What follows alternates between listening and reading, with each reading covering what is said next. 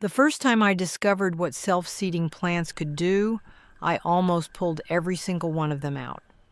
I had a beautiful patch of columbines along my back fence, delicate, nodding flowers in purple and white that I had grown from seed 3 years earlier. That summer, I noticed strange little seedlings coming up all around them, dozens of them. I thought weeds had taken over, and I was about to start pulling. My neighbor leaned over the fence and laughed. She said, "Honey, those are next year's columbines. Leave them alone." I left them alone. The following June, that entire fence line was covered in blooms, more than I had ever planted, in colors I had never bought. And I had not done a single thing. That was the day I understood what a self-seeding garden could become.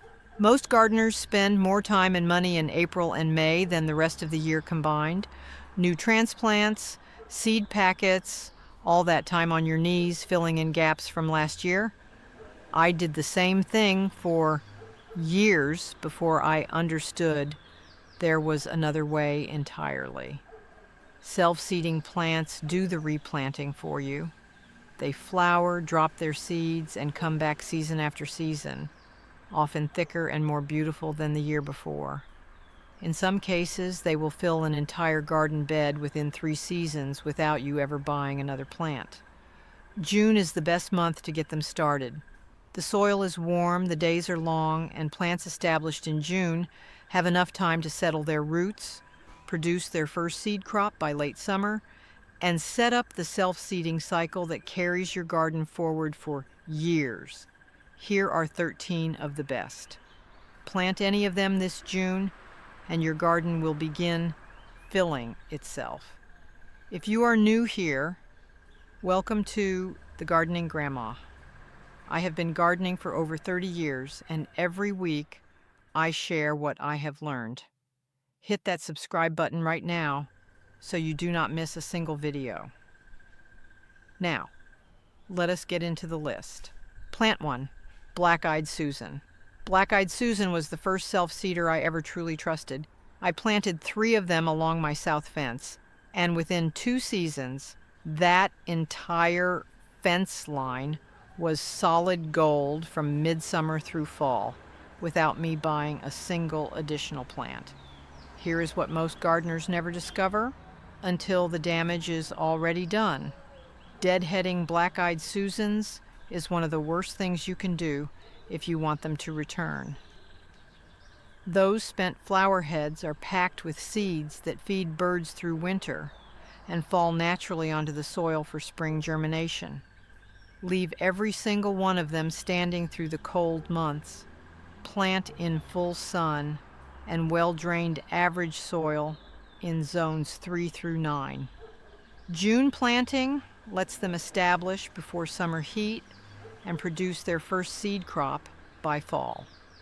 Thin seedlings in spring to 12 to 18 inches where they come up too thickly. My rule is simple: plant them once, leave the head standing, and never touch them until spring. Plant 2. Purple coneflower. Purple coneflower is the workhorse of the self-seeding garden. Tough, generous, and beautiful. I have a patch I planted 11 years ago and have not touched since.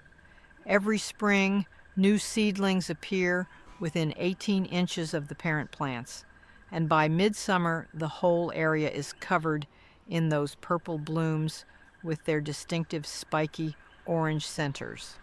Here's what most gardeners never discover until the damage is already done. Goldfinches eat coneflower seeds through winter, and that is actually part of the magic. Seeds that survive the birds fall to the ground already naturally cold stratified and germinate beautifully the following spring. The birds are doing part of your work for you. Plant in full sun and well-drained average soil in zones 3 through 9. June transplanting gives the plants a full season to establish and begin self-seeding their first fall.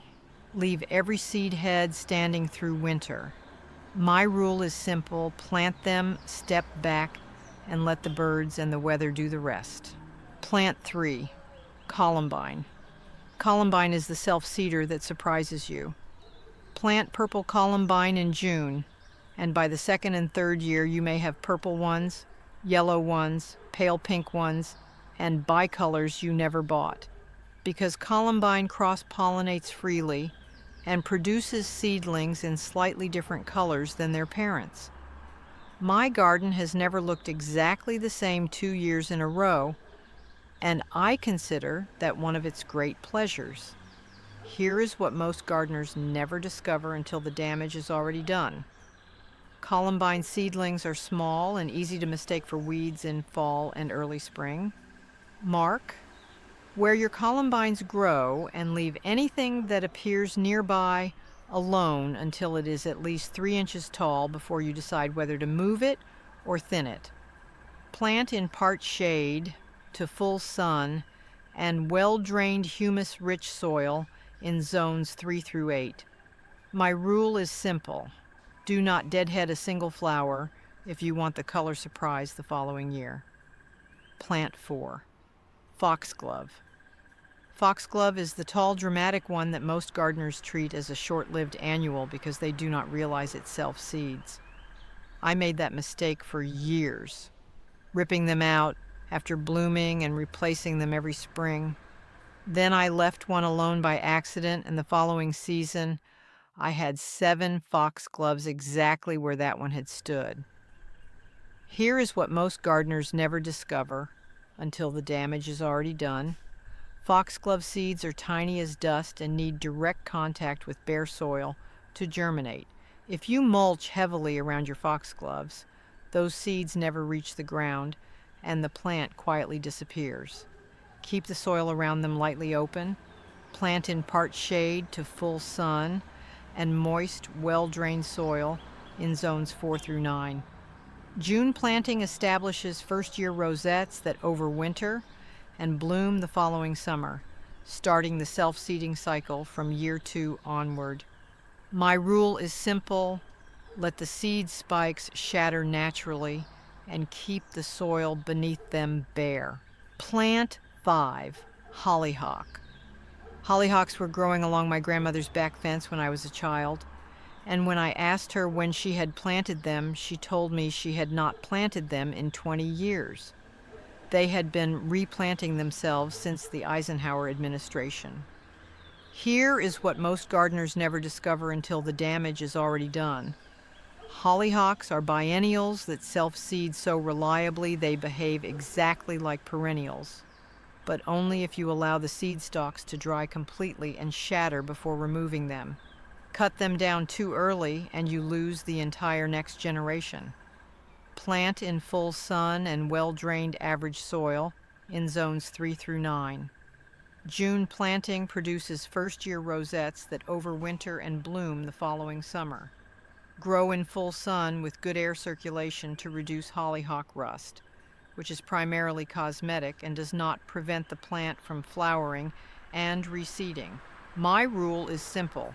Do not touch the seed stalks until they are completely brown and dry. Late August at the earliest. Plant 6. Verbena bonariensis. I first saw Verbena bonariensis in a garden magazine and thought it looked too architectural to grow easily. Thin pencil stems, tiny purple flowers clustered at the top, 5 feet tall. I planted 4 of them in June. By the third summer, I had at least 30, scattered throughout my borders exactly where they were most beautiful, because the seeds had moved themselves. Here is what most gardeners never discover until the damage is already done. Verbena bonariensis seedlings look almost exactly like grass when they first emerge.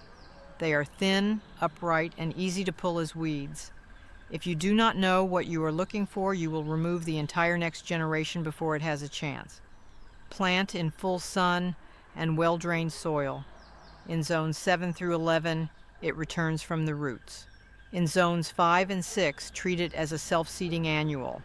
It comes back reliably from seed each season. My rule is simple.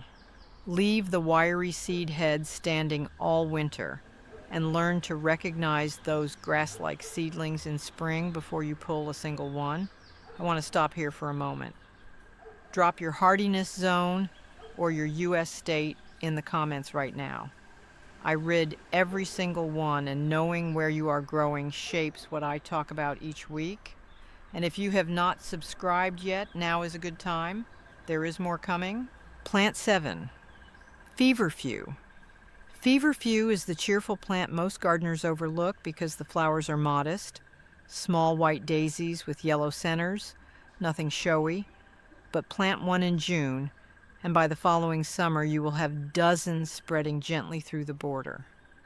It earns its place not only for the flowers, but because those aromatic leaves are a genuine migraine remedy that herbalists have relied on for centuries. Here is what most gardeners never discover until the damage is already done.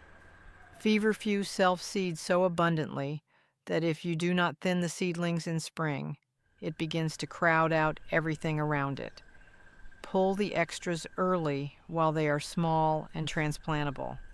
1 or 2 plants in the right spot is lovely. 20 is a problem. Plant in full sun to part shade and well-drained soil in zones 5 through 9. The strongly aromatic foliage deters deer and rabbits, a genuine bonus in any wildlife-heavy garden. My rule is simple. Plant 1, thin aggressively each spring, and you will always have exactly as many as you want. Plant 8, valerian. Valerian is 4 to 5 feet of sweet-smelling white flowers in summer, a plant that butterflies and beneficial insects find absolutely irresistible, and a root that people have used to help themselves sleep for over 2,000 years. My grandmother kept valerian by the kitchen door and made a simple tea from the dried roots whenever anyone in the house could not settle at night. Here is what most gardeners never discover until the damage is already done. Valerian self-seeds freely in moist garden areas and can spread into surprisingly large colonies faster than you expect. Give it room from the start and thin seedlings to 18 to 24 inches apart, or it will crowd its neighbors out within 2 seasons. Plant in full sun to part shade and moist, well-drained soil in zones 4 through 9. A fair warning if you have cats. Valerian roots are powerfully attractive to them, as irresistible as catnip. My rule is simple. Give it a moist spot, let it spread a little, and thin what you do not need. Plant 9, Sweet William. Sweet William has a fragrance so distinctive it takes you back in time. My mother grew it along the front walk, and every June, when I catch that clove-like scent, I am 8 years old again, standing in her garden. It is a biennial that self-seeds so reliably that once you plant it the first June, you never need to plant it again. Here is what most gardeners never discover until the damage is already done. Sweet William seeds germinate in late summer and fall from seeds dropped in July and August. Those seedlings overwinter as small rosettes and bloom the following spring. If you cut the plants back before the seeds have scattered fully, that natural cycle breaks and the plant disappears. Plant in full sun to part shade and well-drained average soil in zones 3 through 9.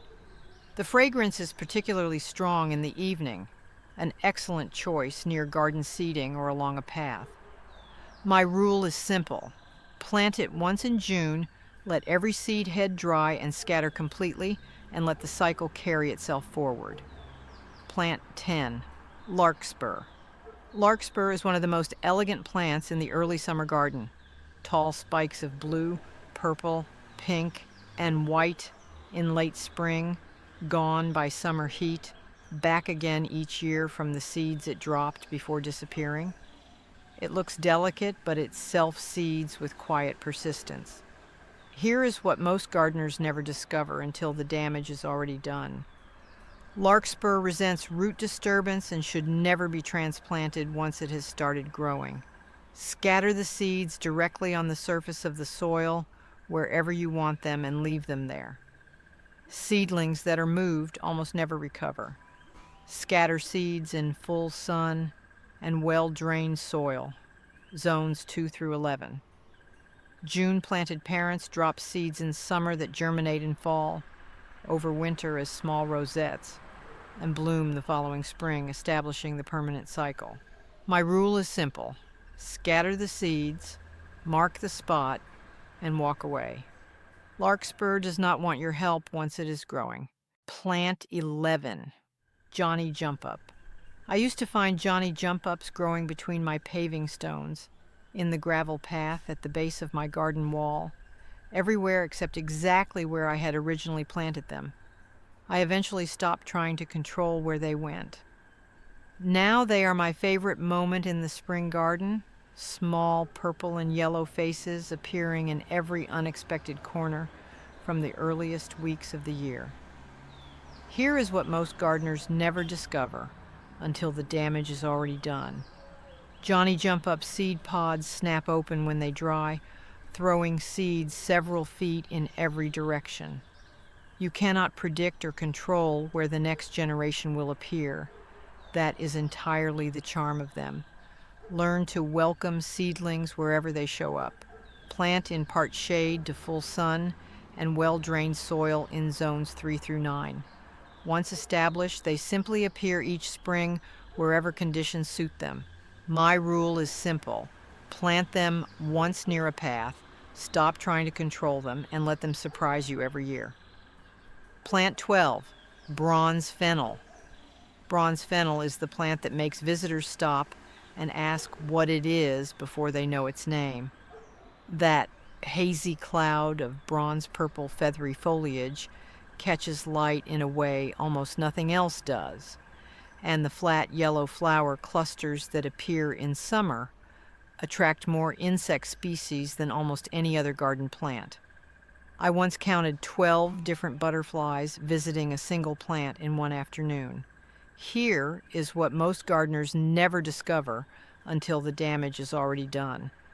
Fennel and dill cross-pollinate freely if planted near each other, and the resulting seedlings lose the distinctive character of both. Keep bronze fennel well away from your vegetable garden. Plant in full sun and well-drained soil in zones 4 through 9. Plants reach 5 to 6 feet and self-seed freely. 1 or 2 established specimens is usually enough for most gardens. Remove excess seedlings in spring before they get large. My rule is simple: give it one beautiful spot in full sun, thin each spring, and enjoy what stays. Plant 13, lupine. Lupine saved my difficult slope. I had a bank of poor, compacted, slightly acidic soil where nothing wanted to grow, and I could not keep up with the weeding. I planted lupines along the top in June. They bloomed spectacularly the following summer, set seed, and within 3 seasons had filled that entire bank on their own. As a bonus, lupines fix nitrogen in the soil, actually improving it for whatever comes after them. Here is what most gardeners never discover until the damage is already done. Lupine seeds have a hard outer coat that prevents germination unless it is lightly scratched first. Before planting, rub the seeds gently against sandpaper for 30 seconds. That single step improves germination rates dramatically and takes almost no time. Plant in full sun to part shade and well-drained, slightly acidic soil in zones 4 through 8. Allow seed pods to dry and split naturally on the plant. They snap open and scatter seeds forcefully on their own. My rule is simple: scratch the seeds, plant them in June, leave the pods alone, and let that difficult spot fill itself. 13 plants: black-eyed Susan, purple coneflower, columbine, foxglove, hollyhock, verbena bonariensis, feverfew, valerian, sweet william, larkspur, Johnny Jump Up, bronze fennel, and lupine.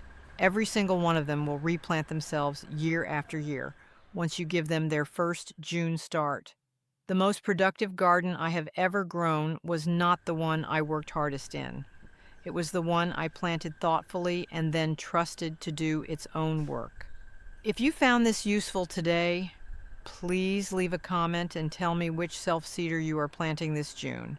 And share this with a gardening friend who is tired of filling the same gaps every spring. They will thank you for it. Subscribe if you have not already.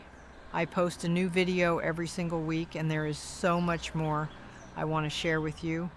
Until next time, happy gardening, take care of yourselves, and take care of those beautiful gardens of yours.